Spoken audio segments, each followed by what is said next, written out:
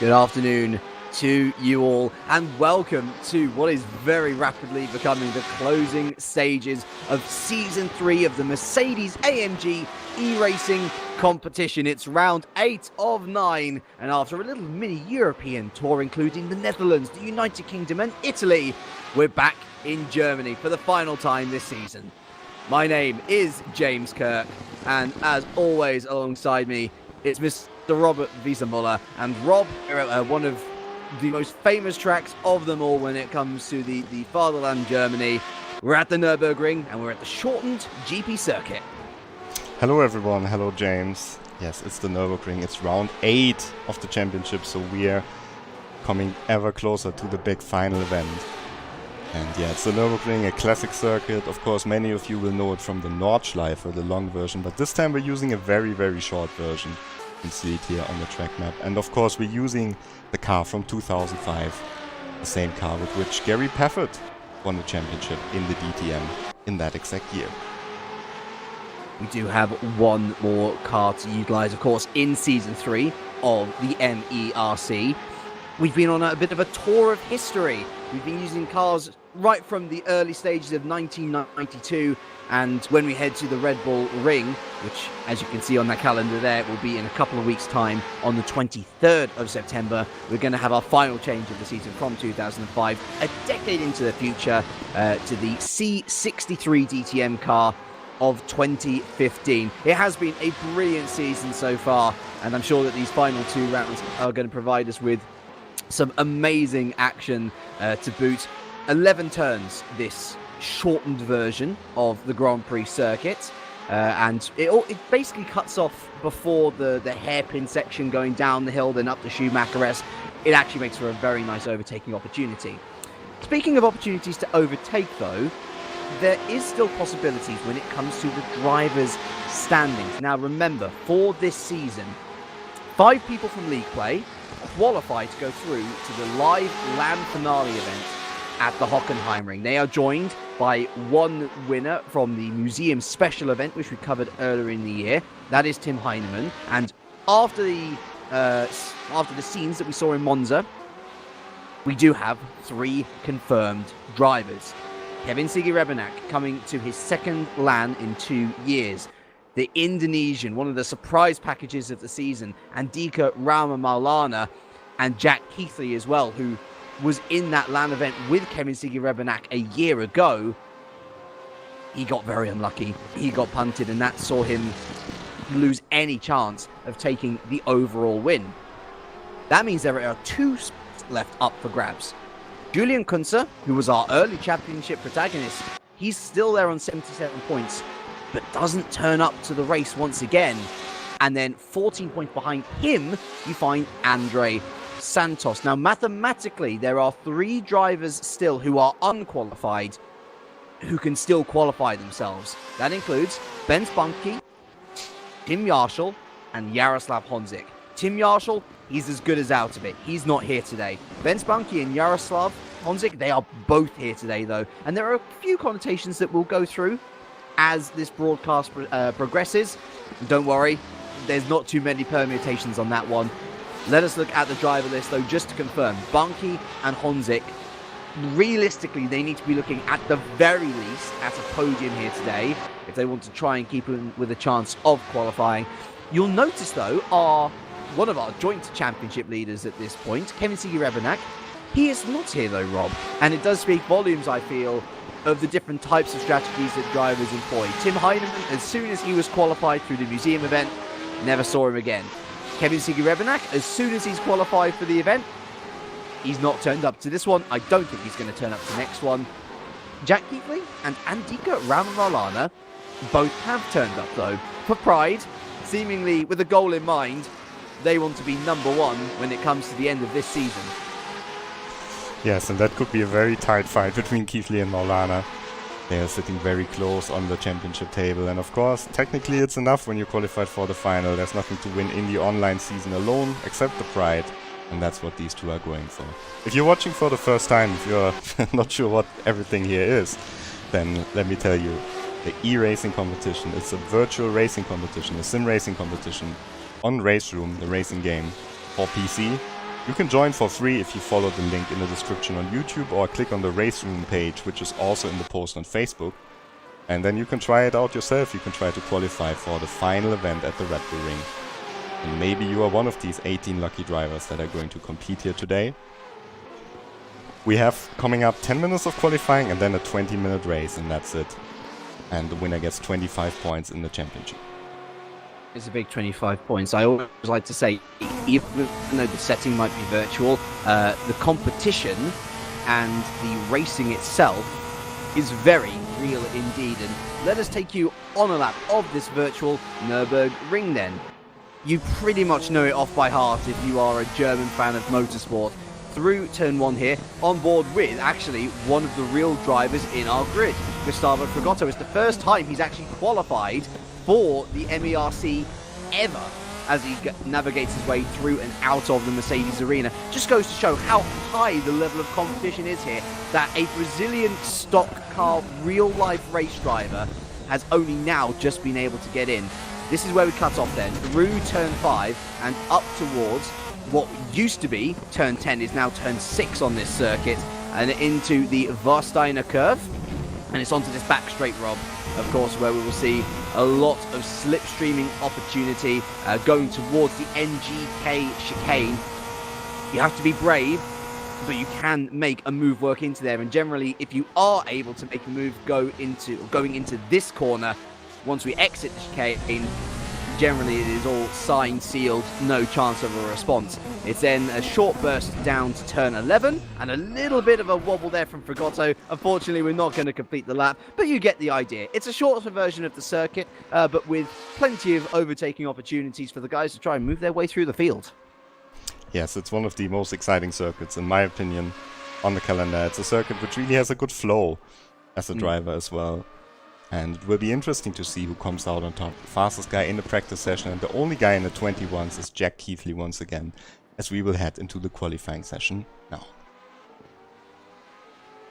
So, as Rob has already shared with you, it is 10 minutes on the clock. That is standard. What is not so standard when it comes to racing overall is the nature of how this qualifying session is. If you are new with us, then be wary.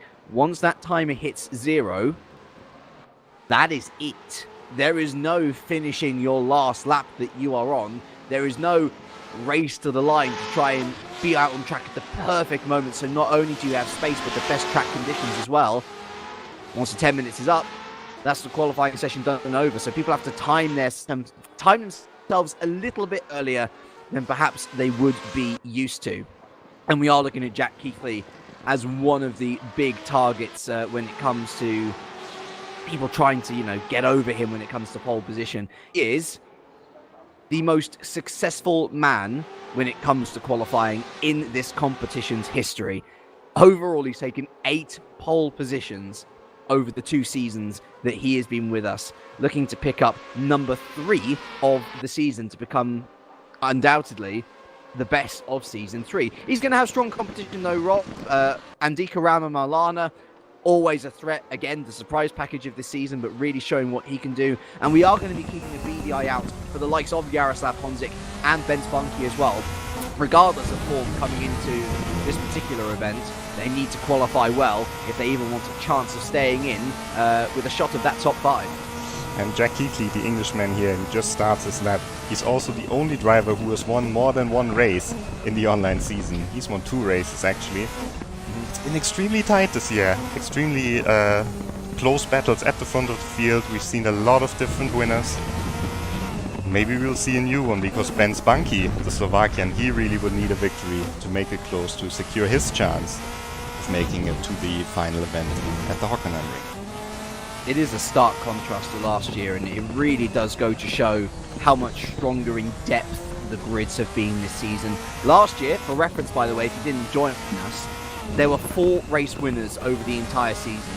Tim Heinemann and Jack Keithley took over 4 victories each, I think. Yeah, Heinemann took 4, Keithley took 5. And apart from that, there are only 2 other race winners, both of which won 1 race, and that was at the very tail end of the season. Jaroslav Honzik and Julian Kunze. This year we have had, as Rob has mentioned, 6 different race winners in online play. Keithley has taken 2 wins. He's the only man to have taken 2 wins online. The second of those being at Monza last time out. Tim Heinemann, he's taken 2 wins himself, but one of those was in the museum special offline event, which of course guaranteed him qualification to the land finale at the Hockenheim Ring. Times starting to fly in then, and it is Keithley with the early benchmark, a 1:22.159. But already we're starting to see those guys who do need to put in a bit of work today showing up strong, Rob. We have Honzik there, only 2/10 off. Ben Spunky, only 6/10 off. The bad news for Bunky is that one of those guys which he can try and overtake, Andre Santos, he's looking strong as well, only 3/10 off the pace. Yes, but a great lap by Jaroslav Honzik, who has really found his pace again on Race Room. He's driving a couple of other competitions as well, not only the Mercedes AMG eRacing competition. And he's been showing a lot of improvement recently. So no surprise to see him here in 2nd place in the qualifying. By far his best performance of the season. I think he was really caught out by just how much quality came to Race Room over the course of 2017 to 2018. He's been, at best, a lower-end point scorer in wherever he's gone. But something has happened to him in the last 2 weeks or so. He's won a race. He came 2nd, I think, in the Super Racer, wasn't it? Over the course of last week as well. Like, he is in real good form. And what a time to do it as well. As I say, he really needs to finish on the podium. I'd argue he probably does need a race win today if he wants to even have a chance of staying in competitive fashion with the rest of these guys. In fact, best thing for him would be if Santos and Bunky as Honzik. I'm sorry to interrupt you, but Jaroslav Honzik just went onto the provisional pole position. I wasn't even looking. I was looking further down the order. Wow, he's out with a mission today, isn't he? Yes. Jaroslav Honzik, what a showing. And once again at the end of the season, the Czech driver, who's known as Jadir, who has his own YouTube channel where there are a lot of people watching these races too. I'm not sure if he's streaming live now, but very often you can see him streaming these races here live from his perspective. It's quite cool to see. And yeah, he's getting stronger and stronger as the season progresses. This is the beauty of having a laptop available and having a spare screen available. I don't think he is live streaming, which, you know what, if he's deadly serious about trying to qualify, probably the best idea, because he was at a live land final last season. It has been a real shock to all of us just how big his fall from grace has been. He's looking to rectify that now, isn't he? 2 thousandths clear of Jack Keithley. We then have, in P4, by the way, one of the Zengafinen twins, as we found. And not just brothers, but twins as well.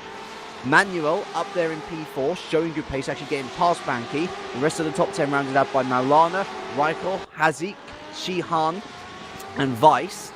And we should talk a little bit about Michael Reichel actually as well, Rob, because he's someone who is looking to score his first point in the MERC at all today. Yes, he's driving for the Impact Racing team, teammate of Tim Jarschel, who has shown a lot of good performances. But for Michael, he hasn't landed in the points just yet in this season. And at the Nürburgring, it should be a good opportunity for him to get his first points. And the sectors are pretty promising. Oh, but that's a big slide there into the NGK chicane. He could maybe move up into 5th position, but probably not after this mistake. But still looking strong in qualifying session. He's one of the guys who's been a consistent driver in the league, but who hasn't scored points yet. Another one is Lucas Buron, who's been in every race of the season so far. Lucas Buron there in the background as Keithley takes the pole position back from Honzik. And there were no purple sectors for Keithley, so a bit of a surprise to see that sort of improvement as the times are coming in. Maulana now into 4th. Banky going back ahead of Zengafinen there into P5. Of course, Maulana pipping both of them to the post up there in P4. Shihan, the Turkish driver as well, with a pretty decent performance there, going up into P7. So often, though, have we seen Shihan qualify well and then not translate that into a decent race performance. May today be the day when all that changes. Just want to refer to a question in the chat. as we're still in qualifying. The winner of this competition does not win a car, but he wins the driving experience in AMG sports cars. And last year, Tim Heinemann won the championship, and he got a test in the Mercedes AMG GT3. And now he's working on getting a cockpit for the real racing season. So this is sort of, you know, a step on the ladder into real racing as well. Not so much about driving a regular car as potentially making driving racing cars a dream turned into a reality. Of course, there is a lot of work going on behind the scenes, don't get me wrong. But Tim Heinemann earned his spot, he earned his chance, and from that chance, he's taken it with both hands. And it'll be fascinating to see whether he wins that again, if Heinemann is actually our 2 times champion. Santos into second, goes past Honzik here, very nice time, and he does what he needs to do to secure his place. I want to say, for the final. Buron also in the top 10, and we were just watching Frigotto. Oh, as I just wanted to click to Frigotto, he went over the line and improved, so I missed him. P11 for the real racing driver from Brazil. Hey, look at P10 as well, though. Lucas Ron slotted himself in there. Points, of course, go down from first to 10th, and though it is a solitary point, oh, it would feel good for the Czech driver if he did score something here today. We have to go back to Andre Santos, the Team Euronics driver. He's purple in the first sector, and purple means that's the overall best time. Hazik, meanwhile, into 8th, ahead of Bechtel now. Santos goes into the back straight, and that's his qualifying session over. That is a shame, just pushing it too far, never taking the pole position in his MERC career, Andre Santos. And he won't be taking pole position here today either. In fact, it's looking more and more likely that Jack Heatley is going to be taking his 3rd pole position of the year. Oh, Johannes Weiss as well. He was on a personal best, but that's way off the track. He spins back into the pit wall, abandons his qualifying here as we come to an end. And let's see if Ben Spunky can improve. He really needs an improvement. But no, he stays in 5th. That is not good news for him. That's not good news at all, especially with Santos up there in 1st. And I don't see, Rob, anyone else on a particularly good lap, so I think I'm pretty safe in calling it. Jack Keithley takes his 3rd pole position of the season. It is his 1st since Zandvoort, when we began that mini European tour. And he will be on the front row ahead of Andre Santos, who has won a race himself. In fact, he was battling with Jack Keithley for the win in Brands Hatch. It promises to be a fascinating start to this race, though, Rob, especially with Jaroslav Honzik back in the mix. A great P3. And if you want to know who's the favorite for this race and who has a chance for the championship, here you can see the championship standings once again. 25 points for a victory. So that's what's on the line. And especially Ben Spunky, he really needs the points to get ahead of Kunze or Santos in the overall championship. There is, of course, the whole thing of who's going to actually win the points standings come the end of this league play season. Keithley doing a good job to get ahead of Maulana, but who's going to get ahead in the race by the time the checkered flag falls? We have 20 minutes ahead of us here at the Nürburgring. The red lights illuminate above the drivers. The engine revs rise and the clutches are let loose. We are racing here in Germany for the final time in Season 3, and it seems to have been a pretty good start there from Jack Keithley, who moves his way nice and clear into 1st position. All the drivers jostling for position down into this really tight turn 1. And oh, that's really wide there from Keithley on exit. Might allow Santos in. No, but tell you who is going to be let in. It's Jaroslav Honzik, who throws his way up the inside of the Mercedes arena. Santos, though, around the outside, better traction, keeps position for now. Who's had an awful start? You know what? It's Maulana, who's fallen down to 6, and Sheehan as well, all the way back down to P16 there. Hazik there, he's not the best of starts. He's down to P10. Buron's had a blinder. He's gained 2 positions up to P8 as we head into turn 6 and head towards the Vorsteiner curve. For Keithley, it was brilliant. For Santos, it was even better overall. As into the gravel, there goes Michael Reichel. And after qualifying so well, Rob, it looks like his chances of points have just blown up in smoke. We were talking about it, that he really wants his 1st point, and it looks like this race, it won't happen once again. And it could be the third win of the season for Jack Keithley if he can keep his first position here against Andres Santos for the remaining 18.5 minutes of this race. It's a long time, and certainly at the end of lap 1, he has not lost him. Who leads from Santos, Honzik, Bunky, Manuel Zangaffinen, Andika Rama Maulana, Julian Zangaffinen, Baron, Weiss, and Hazik rounding out your top 10. And so once again, actually Malaysian doing well, looking to score more points. As through the Mercedes arena we go once more. Santos, Honzik, watching brief. Bunky will be happy to have moved to 4th, of course. But ideally, in fact, definitely, he needs to be getting past Santos, probably past Keithley as well, to win this race. We even have a chance to qualify in that top 5. Santos, he's doing all he needs. Yes, and it looks like the top 3 are gapping Bunky a little bit as well. Ben Spunky, who changed his team. Of course, they're having their own teams in sim racing as well, who's now driving for the Oscaro esports team, a French outfit. It's not teammates anymore with Jack Keithley, so he can expect no help from the Englishman. You can certainly expect no help from the Swiss and him either. Manuel Zangaffinen, he's shown good pace this season. In particular, I remember the Norris ring, he was looking particularly strong. And don't count him out of the podium picture either, but for Ben Spunky, immediately on the fences further back, Johannes Weiss makes his way past Lucas Buron. This battle on the very precipice of the points. Involving 4 cars, actually. Watch out for Gustavo Fragotto as well, our real-life Brazilian stock car racing driver down there in P11. Thankfully, no retirements as well. The last of our runners and riders, Mark Balashin down there in P17 is actually, I noticed Rakel moving his way back up into P15. It looks like Agea, the Romanian, has moved his way off the circuit, unfortunately. There, Agea shuffled back down to P17. But where do we see? Oh, there's a wide moment there. And who was that? It was Weiss. He did all the hard work to go past Buron, and now he's let it back into 2 white cars going side by side. And on exit, I think that Weiss might just have saved that position. Ooh, Hazik has been hit off! When it looked like this was Frigotto who's gone into the back of Hazik, who was looking to go around the outside of Weiss and Buron there, and dropped way back the order now. That's a real shame there for Hazik. Of course, if you wonder, oh, well, no, is there going to be no repercussions? We do have a disciplinary committee, a few stewards looking at these races afterwards. If penalties need applying, then they will be applied. And trying to apply the pressure now is Jaroslav Honzik, who dives up the inside of the final corner. And on exit, Santos still remains ahead. But Jaroslav Honzik looking to do his best to take E2. He's looking racy, he's looking punchy, Rob. He's looking back on form. Oh, and change for position in the back as well there. Zangaffinen and Bunky very close together. I think nothing changed in the end. But this could be a tight race here. In the Mercedes arena, they've really started to gap Ben Spunky behind as well, who's kind of had to stop looking at attacking and more start looking in his rear view mirrors. Because Manuel Zangaffinen continues to pile on the pressure for P4. You know, I'm going to say it flat out, Rob.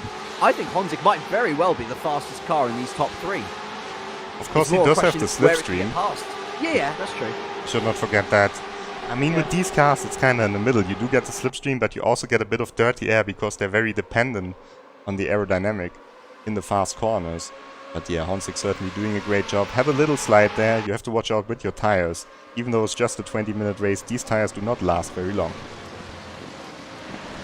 I bet he's kind of wishing that he was in the 2015 C63 that served him so well last year. Zangaffinen with a good save there on the exit of the NGK chicane. Of course, the 2015 models that we're going to in 2 weeks' time come fitted with DRS. This is something that these cars, and actually for the majority of the season, people have simply not been able to utilise. As on board with Zangaffinen, we're just looking back here to Maulana, who's actually he's been a bit quiet this race, Rob, in all honesty. For someone who's sticking around to try and win the points championship, he's been very quiet, very unlike Maulana. Yeah, maybe he is not taking any unnecessary risks in this race, but usually we see him on the podium. He's been so consistent on the podium this season. I think it was just one race where he wasn't. 5. Yeah. 5 podiums. It's extremely talented. The Indonesian in the black car, in the car that Mika Häkkinen drove in the DTM season 2005. And yeah, we will see him for sure in Germany at the final. Good to see him. Good to see him make the wave all the way from Indonesia to come Long to way to Germany. go, isn't it? Yeah. And so, 13 minutes left then. And we're starting to have a bit of a story developing. We have the front three. We then have the three outside the podium. We have Julian's and Gaffin on his own. And then we have the three for the final points positions. Well, Weist and Buron there in P8 and P9. Behind Shajir just trying to hold on to that final point, the Indonesian in P10 with a little slide there. It's got to watch out though, because Emre Sheehan, I noticed, making a recovery after that early lap 1 incident. He still sees a point, and he still might get it. He is a fast driver, but again, Rob, it's the racecraft that is usually letting down. So much good pace thrown out the window when it comes to the race. And we have to watch Lucas Buron here. He's in the car with the green mirrors. And he really wants his first point. And if I were him, maybe I would take it a bit more carefully here. In the first half of the race as he loses it. I cannot believe it. Oh! Comes back onto the track, and that's the points gone for Lucas Buron. Commentator's curse in full effect. That was instant. that wasn't even any time to settle on thinking, oh wait, what have we done? That was just... But it just goes to show, Rob, that no matter how much downforce you put on these cars, the amount of torque going through those rear wheels is always going to cause the challenges further up the order. Banki and Maulana, they were almost exchanging positions because it looks like Banki's been off the tracks and Gaffinen through to 4th. That's bad news for Banki, and it was probably in the Warsteiner curve where he went a little bit wide. We've seen Santos in qualifying making the same mistake on his final attempt. And Banki now 1 position down, and it's looking less and less likely that he will keep it open to qualify for the final event. Heading towards half distance then, it is still Jack Keithley who leads from Santos and Honzik. That is your podium. That's particularly bad news for Honzik though, because even if Honzik was to win both races here at the Nürburgring and then in 2 weeks' time at the Red Bull Ring, he would still be unable to overtake Julian Kunze in the standings, which means the only man that he can depose from that top 5 is Andre Santos. And for almost 10 minutes now, Rob, he's been staring at his rear wing. Yeah, but maybe for Honzik, maybe it's about something else.Maybe it's about proving that he can still mix it with the best. Honzik, one of the few drivers who is a little bit older, who's already over 30. I hope I was allowed to say that, Yaroslav. But yeah, most of these are rather young guns. I think Keithley and Santos in the mid-20s. We've got a lot of drivers around the age of 20, and Honzik is one of the guys who's a little bit older, and he still shows that he's lost none of his pace. I guess worth mentioning, just to give you an impression of how widely varied the ages of the drivers are. We've seen someone like the German sim racer Dirk Nutz, who's in his 40s, 50s, I want to say. And then you have someone like Tim Yarshall, who was in with a chance of qualifying for the top 5, not anymore. He's 14. It's amazing. I love the variation. And trying to vary it up now is Andre Santos on the lead. Looking to go for the undercut, then going around the outside of the Mercedes arena. We've seen great traction through there already from the German. But Jack Keithley, he is a master when it comes to touring cars. He knows exactly where to put his car when he needs it most. And he still holds on to that P1 as further back, actually, I noticed. It seems like Emre Sheehan has moved his way up into the top 9. He's got his way past Shajir as well. Yeah, someone must have dropped out of the points there, as we see Maulana and Banki also in a very close battle once again. But we will just keep our eyes for one more moment here on Keithley, on Santos, and also on Honzik, because Andre Santos, he's definitely in the window now to make an attack. Up towards the NGK chicane we go. Jack Keithley places his car on the inside and then ever so slightly moves it to the middle of the track. Now this is particularly good racecraft, because when you put your car in the middle of the track, you're either asking the guy behind you to really commit there to the inside, as that's a mistake actually from Santos, I only noticed now, not punished by Honzik. Yeah, when you put your car in the middle of the track, you're committing the driver behind to one of two options. chucking it up the inside, of which they are almost certainly going to overshoot the corner, or chucking it up the outside, of which they're not going to be overtaking you unless their traction is supreme. Speaking of supreme traction, that is something that is certainly abundant in Andre Santos's car. He's been able to hold off Honzik despite that slight mistake. Or maybe it's just a Czech driver, again, and trying to prove a point, showing that he can mix things up. He's not looking to push things too far because there have already been so many drivers, Rob, who've fallen foul of the track limits here at the Nürburgring. Yes, and I think we lost Ayman Hazik out of the top 10.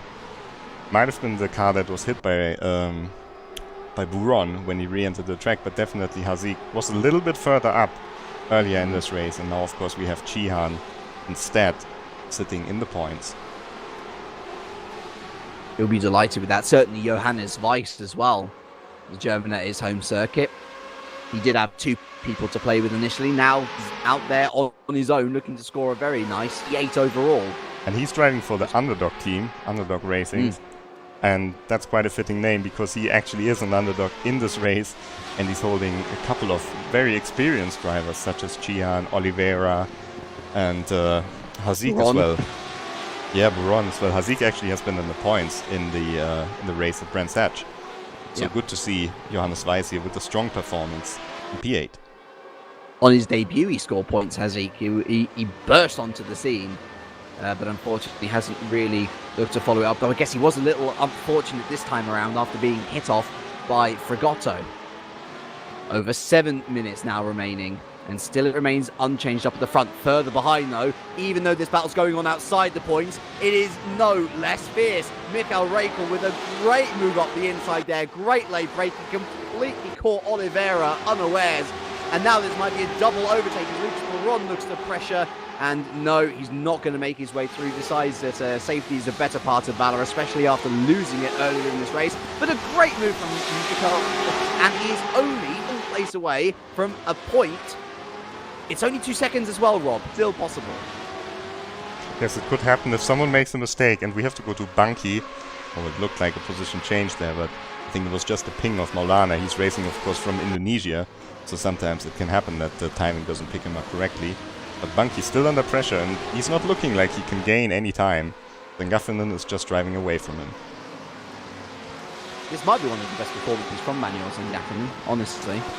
They float in and out of the MERC, the Swiss guys, and I'm not too sure whether it's more on their pace or more on their schedule, but it's always great to see both of them.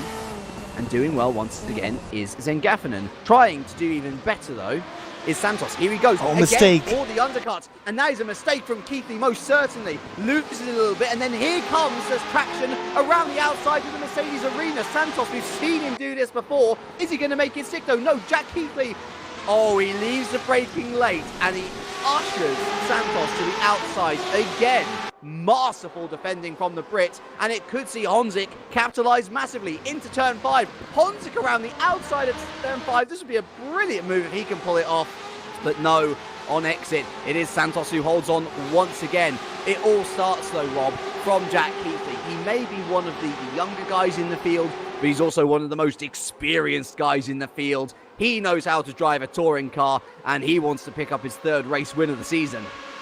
He wants to pick up this win indeed, but Andre Santos is putting him under all sorts of pressure, and Keithley, he had to lean a little bit on Santos there to prevent the overtake. So this is far from over, but only 4 minutes and 50 seconds left in this race. A second separates our top 3. You cannot hope for any closer than that. Onto the home straight for what will be one of the last 3-4 times of this German legendary circuit. It is Keithley who again puts his car in the middle of the track. Santos, look how late he brakes. No attempt to go up the inside. He goes to the outside, tries to force Keithley into another mistake. It's not going to happen though. And as we enter the Mercedes arena, is he going to try and throw it up the inside of the exit? No, again, Keithley on the inside. Santos is going to have to get just that little bit more creative, Rob, if he wants to get himself past. And Keithley is slow at the moment. You can see it. You can see how Zengafinen's car is getting bigger, because he's defending in every corner. He tries to back Santos up a little bit so that Santos maybe gets overtaken by Honzik. But Keithley's not on this on the strong pace that he's shown in the beginning of the race anymore, that's for sure. almost pushing him around turn 6 and then heading on to the back slightly curved straight. We're just going to go through turn 8 now. As Van Boggen, I've got the GP circuit map. I get confused sometimes. I apologise, audience. What we do know is that this is the NGK chicane, and once again, Keithy putting his car on the inside. Once again, Keithy on exit, able to keep it nice and simple. I've got a feeling that it might have to come from a bit of a kamikaze move, Rob, which would see Santos force the initiative and force his way through. Just over 3 minutes remain. Last year, when we raced at the Nürburgring in the e-racing competition, Keithy and Julian Kunze battled for the victory. Julian Kunze, of course, the teammate of Andre Santos, who's not here in the race today. And they made contact in the final on the final lap in the NGK chicane, which decided the race win. So let's see what happens this time around. Once again, Santos is forced to play. Contact! Oh, the contact there! He was forced to play bridesmaid. Well, he's well and truly thrown the flowers into the crowd there. Although I think that's a bit nice and happy as a metaphor for that particular occasion. A little tap reminding Keithy, listen, I'm getting impatient now. I want this win, thank you very much. 2.5 minutes remain, so we're going to have this lap. It's going to be very close to the line as to whether we have 2 or 1 final lap remaining. Whichever way you choose to say it, Rob. Time is running out for the German. Yes, he really needs to get his move on. And I think we will see when they cross the line, but I think there will be 2 more laps after they've crossed the line. It's looking more and more likely, isn't it? It's a 1 minute 20 to 30 round here. And we've got the better part of 2 minutes still to go. So, round turn 11. For the third to last time of asking, it is on to the penultimate lap here at round 8 of 9 of the Mercedes AMG eRacing competition. These top 3 have been nose to tail all race long. The question is, will we finally see a change in the lead? Into the Mercedes arena we go once again. Santos not with any sort of purchase on the inside. Keithy just placing his car perfectly. And on exit once again, Santos cannot do anything. He's forced to follow in behind. It's almost like he's trying to rely on a mistake from Keithy, but so rarely do we see the Brit making mistakes. Yes, Keithy has done a wonderful job here defending, always closing the line. And he doesn't seem to be so worried, at least it looks like this from the outside. He's just always keeping the defensive line. We've not seen really any mistakes by him while defending. This is the crucial corner here. This is the corner where Santos needs to get a good run. Because you might be able to pass on the outside. Not sure if that's enough to pass on the outside, but it will be close into the NGK chicane. Another man that will be wishing that DRS was on these cars. Contact! Ever so slightly coming across. That was a little bit over the line from Keithy. That could have ended a lot worse than it did. And now here comes Jaroslav Honzik. That is the opportunity that Keithy was waiting for. It's the opportunity that the Czech driver has been waiting for. And will this see Jaroslav Honzik through into P2 as we head onto the back straight? It does initially, though they're side by side going onto this final lap. Santos ever so slightly now pulls on ahead. And we have seen multiple times how good the brakes are on that German's car. Into turn 1 we go then, and he is going to remain on the inside. He is going to remain in P2, but he's going to be a little bit flustered by that, Rob. And if he is able to close to the back of Keithy by the time we hit the NGK chicane, I wouldn't be surprised if he does try and send it a little bit more forcefully than he did previously. And he's already back on the rear of Keithy's car, so he hasn't lost his composure there. That was a close scene that could have ended a lot worse than it actually did. So now Andre Santos, he will try everything. We are on the final lap, and there are not a lot of opportunities left for the German driver to secure the win here. He's got to send it. If he wants a chance at the win, he's got to send it. But he's got a great exit, Keithy, hasn't he? He's saved it all for this last little bit. And Santos, I mean, he's got to pull the outbraking of outbrakings if he's wanting to get there. No, it isn't enough. Perhaps it was never enough. Jack Keithy then, he defends staunchly. I'm sure Santos will be a little bit upset himself, but as they cross the line, it will be Jack Keithy who picks up his 3rd win of the season. Santos comes home 2nd, ahead of Jaroslav Honzik, who picks up his 1st podium of the season. Would you believe it's his 1st podium outside of that win which he took? pretty much a year ago. They're followed home by Manuels and Gaffin, and brilliant drive from the Swiss driver. Ben Spunky, Andika Maulana, Julian Zangaffin scoring points along with Johannes Weiss in P8.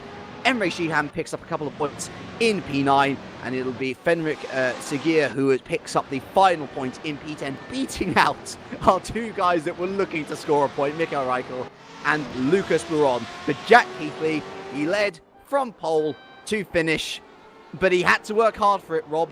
Maybe a little bit over the line, some would say.